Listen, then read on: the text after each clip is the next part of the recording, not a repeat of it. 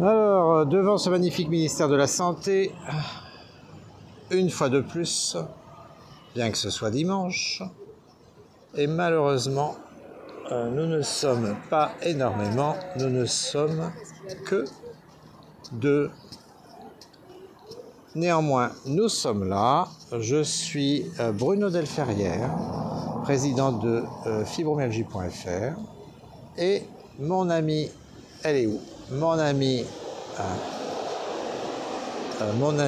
Fabienne de l'antenne fibromyalgie.fr Cannes qui a fait le déplacement exprès, et on ne peut que la féliciter et l'encourager. Donc voici Madame Fabienne, voilà. Et nous ne sommes que deux, malheureusement, pour la 31e journée mondiale de la fibromyalgie.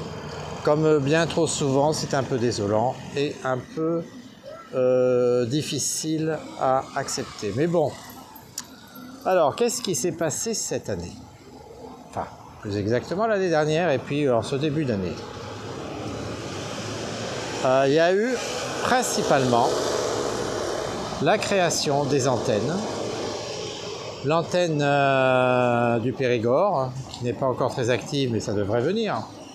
L'antenne de Vesoul, avec Joël, qui est en train d'organiser une magnifique prestation avec des soignants près de son lac, près de chez elle.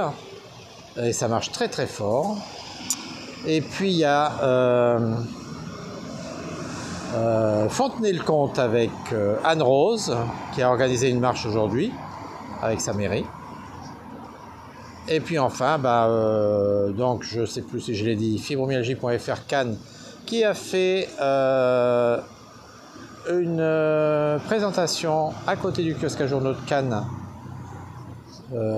du kiosque à musique de Cannes, qui a marché aussi pas mal.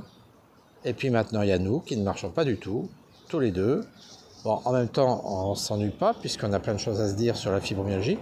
Mais bon, alors donc plusieurs antennes qui sont créées, d'autres qui sont en préparation, d'autres qui viendront après.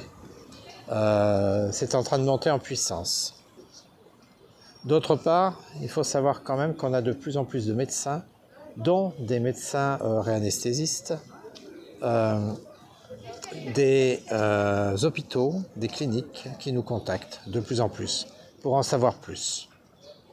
Au niveau institutionnel,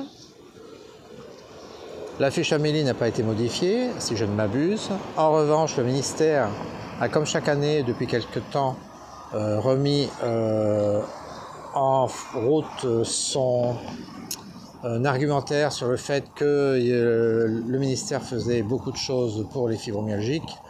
Bon, on va apprendre à y laisser, hein. Sachant que d'après eux, il y a quelques structures douleurs en plus et quelques médecins douleurs en plus, ce qui n'empêche pas de faire face à une désertification médicale totale, mais ça, vous en savez autant que moi. Néanmoins, donc, il y a une chose qui est importante cette année et que nous avions souhaité garder discrètement parce que nous n'avions pas toutes les informations, mais qui a été publiée avant le 12 mai par la Haute Autorité de Santé. Ça fait suite à quelque chose que nous avions tenté de partager, mais qui n'a absolument pas été repris. Nous avions élaboré avec le groupement Fibromyalgie, parce que je vous rappelle que fibromyalgie.fr fait partie d'un groupement où chacun compte pour un. Même si nous ne sommes que 4 associations et un groupe, nous formons un groupement d'associations et chacun a sa voix. Et donc, nous avions mis en place, rédigé complètement, avec des erreurs parce que nous ne sommes pas médecins, mais il a le mérite d'exister, un protocole national de soins pour la fibromyalgie. Son but n'était pas d'être publié en l'état, mais d'être lu et revu par des experts. Et en parallèle, nous avons envoyé ce protocole de soins à la Haute Autorité de Santé dans le cadre de son programme de travaux pluriannuel. Et notre demande a été prise en compte et acceptée. Alors nous pensions que ça irait beaucoup plus vite, mais non, ça n'a pas été plus vite.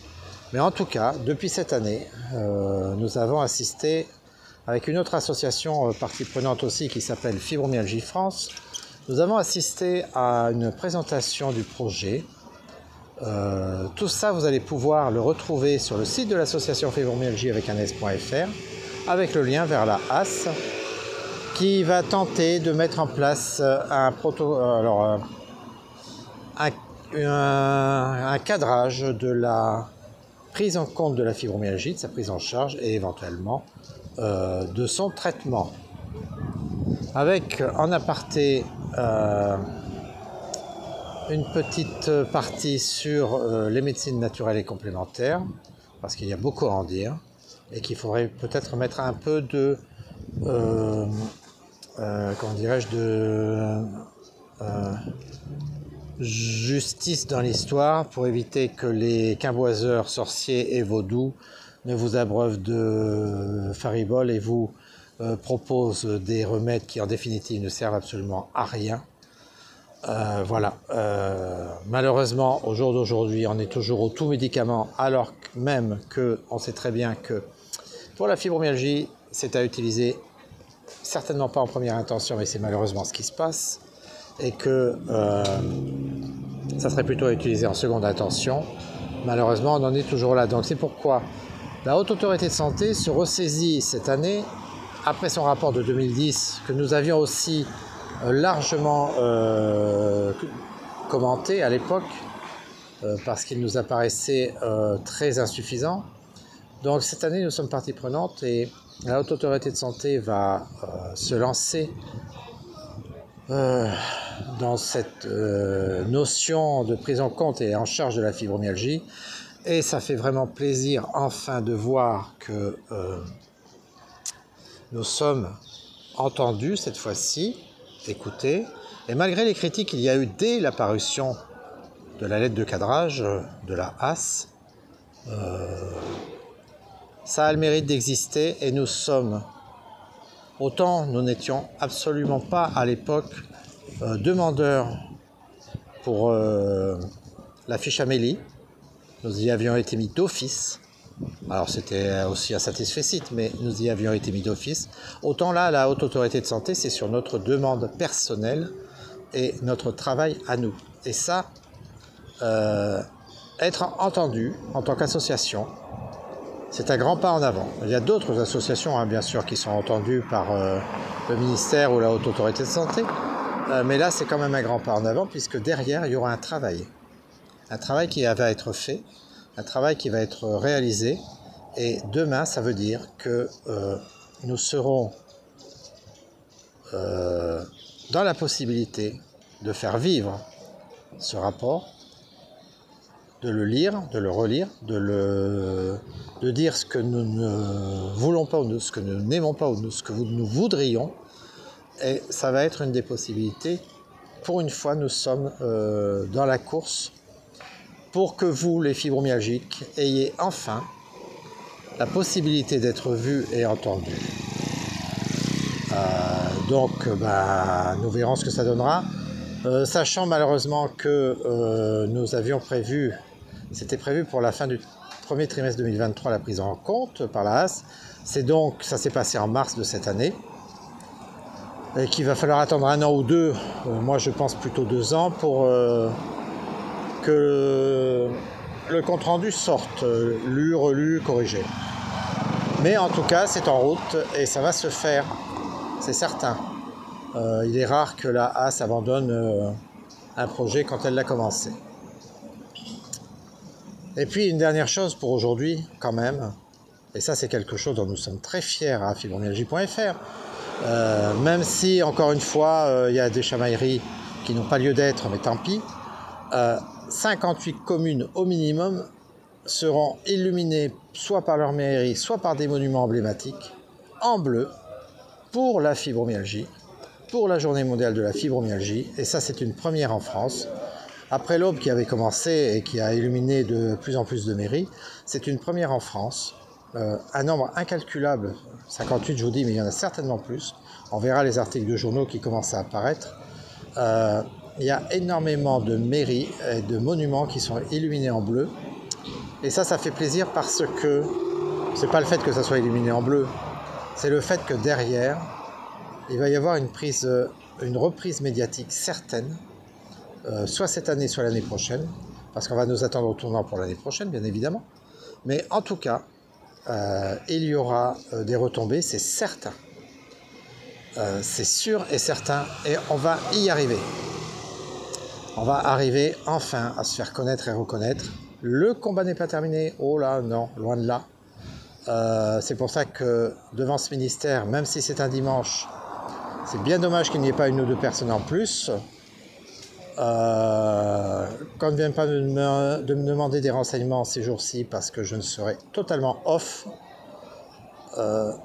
Mais en tout cas, parce que c'est épuisant quand même de préparer ce genre de truc et de manifestations, même s'il y a...